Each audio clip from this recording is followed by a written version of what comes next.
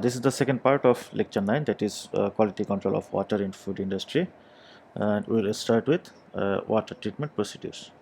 So there are different ways by which water is treated, like softening the water, chlorination, deionization, coagulation and filtration, etc. Okay, so first, softening, that is removal of hardness. So we know that hard waters, they contain high concentration of ions such as calcium ions or potassium ions, and they interfere with the especially the cleaning purposes. Okay, so that's why hard water need to be softened.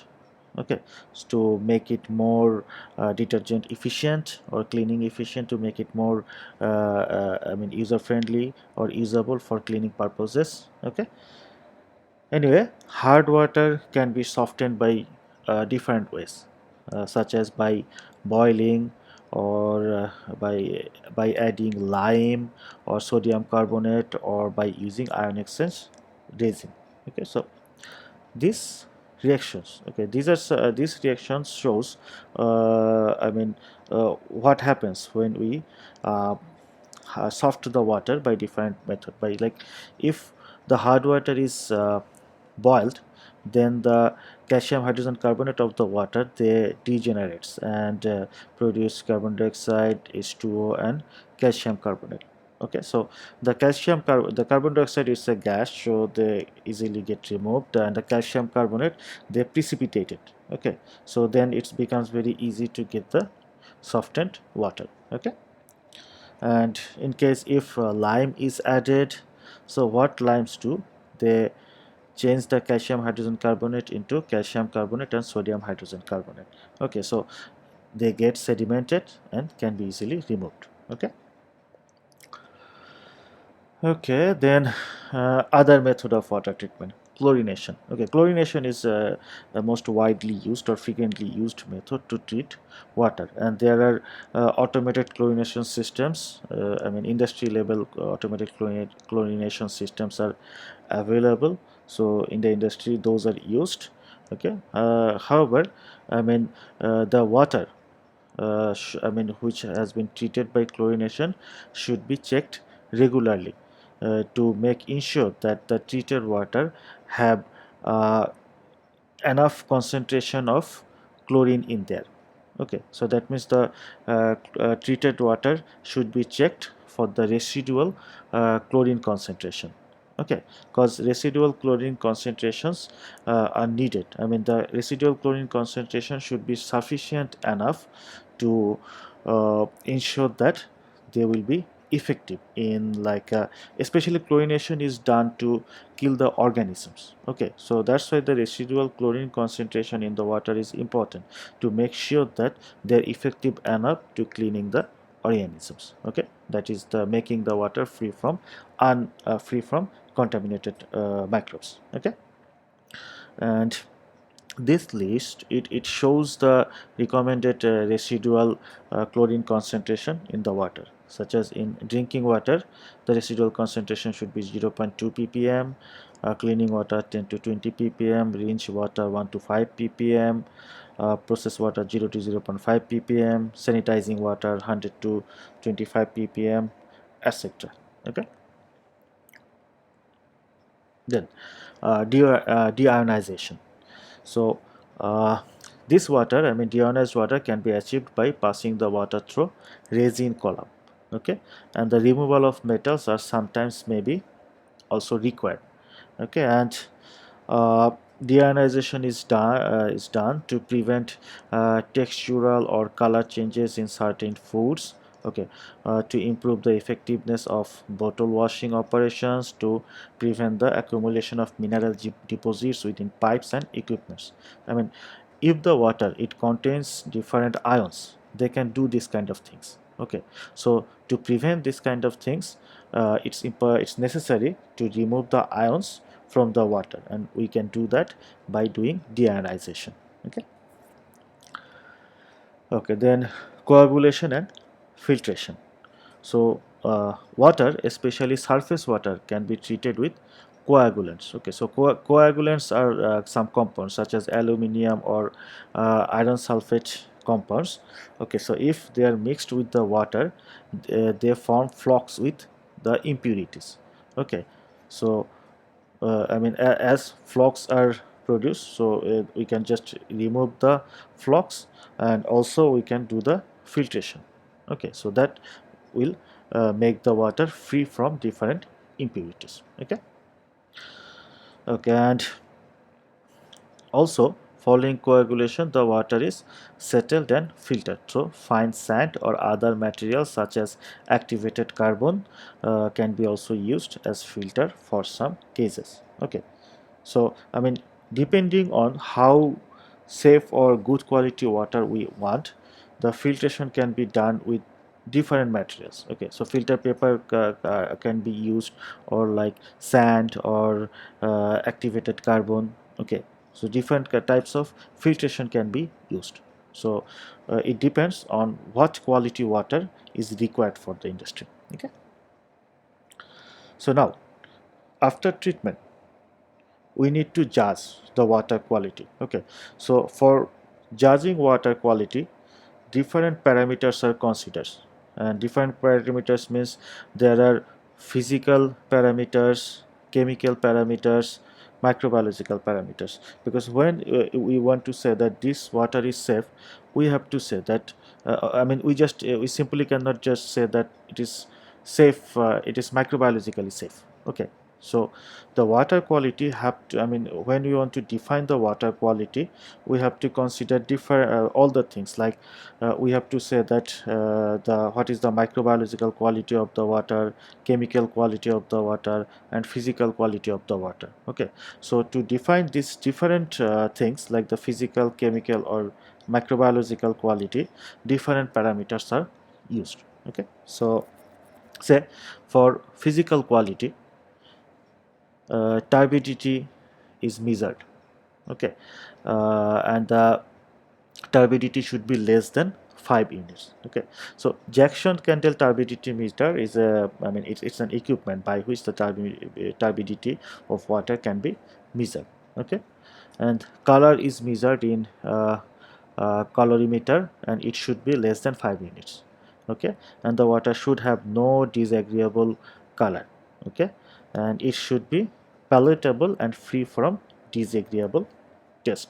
Okay, so these are the basic physical parameters by which the physical quality of water are defined. Okay, then chemical criteria. Okay, to define the chemical quality of water. So again, different parameters are used, such as hardness. So total hardness should be less than 300 milligram per liter. Chlorides should not be more than 600 milligram per liter. However, the standard is 200 milligram per liter. Okay, and free and saline ammonia should be less than 0.05 milligram per liter. Albuminoid ammonia should be less than 0.1 milligram per liter.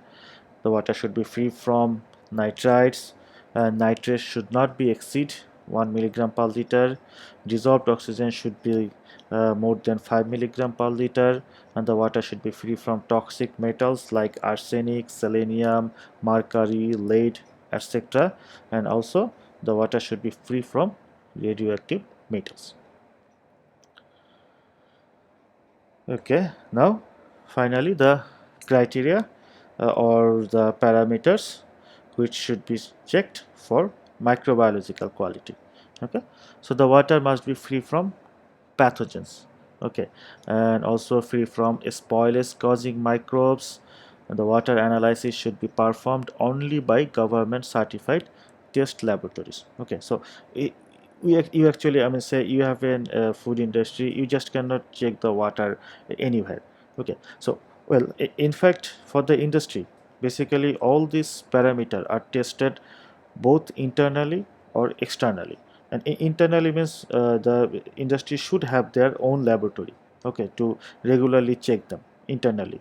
And also they need to check the water quality from government certified or government accredited test laboratories. Okay, then the standards of microbiological purity of the water are primarily set by the local health authorities, and sanitarians should be well versed in this limits. Okay, so that means, okay, so the standard of water quality, I mean, in case of microbiological sense, can be different. Okay, different from country to country or place to place. Okay, so and there are different guidelines. There are some international guidelines, say such as the ISO guidelines are international one. Okay, but sometimes the local authority, they may set some different guidelines. Okay, okay. Um, However, I mean, in case of microorganisms, all those guidelines, they set a level that this amount of microorganisms can be present in the water. But in that case, usually they say like they use some indicator microbes there. So, for example, uh, I mean, all the water, they should be free from fecal coliforms. So there cannot be any fecal coliforms in any water. However, some coliform can be present there. Okay, and both fecal coliforms and coliforms are indicator organisms.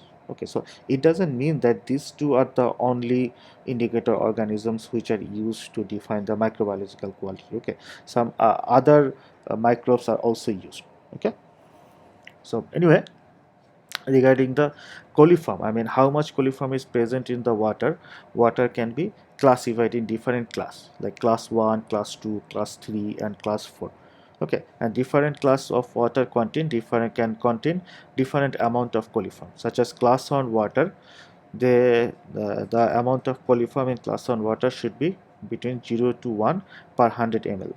Class 2 water, 1 to 2 coliform per 100 ml. Class 3, 3 to 10 coliform per 100 ml. Class 4, more than 10 per 100 ml. Okay, so the class 4 water, it is unsatisfactory, and the other class of water, okay, like the class 1 is more highly satisfactory, class 2 is satisfactory, class 3 is doubtful.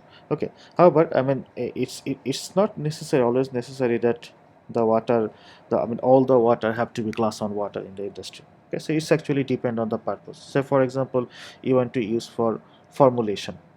Okay, so then the class should be the first class. Okay, so then you want to use for like cleaning the, like the some equipment, so the floors. Okay, so maybe in that purpose the class on water may not be required. Okay,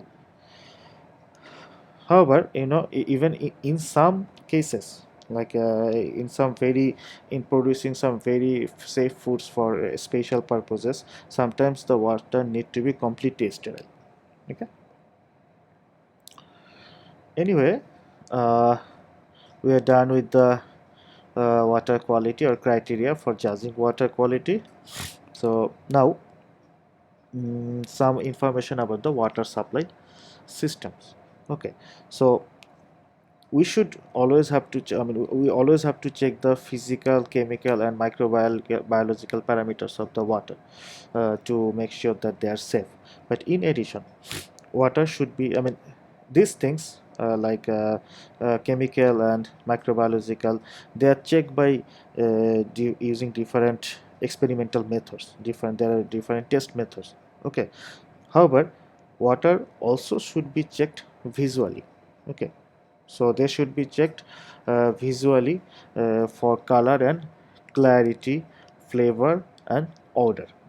Okay, and the supply lines of your industry, I mean the supply lines for the water, there should be provisions to check these parameters like color, clarity, flavor and odor of water. Okay, and in case of supply lines which comes from your safety tank, that means the reserve tank, they should have a shielded air gap. Okay, it's actually like a valve, they prevent the backflow. I mean, the water that goes out from the reserve tank should never get back into it. Okay, so all the backflow should be prevented. Okay, so that's why provisions which prevent the backflow are applied in those water supply line. Okay, and the filter systems, I mean the filters that are used to filter out the water, should be constructed in parallel. Okay, so Okay, so that was all for lecture 9. Thank you for your patience.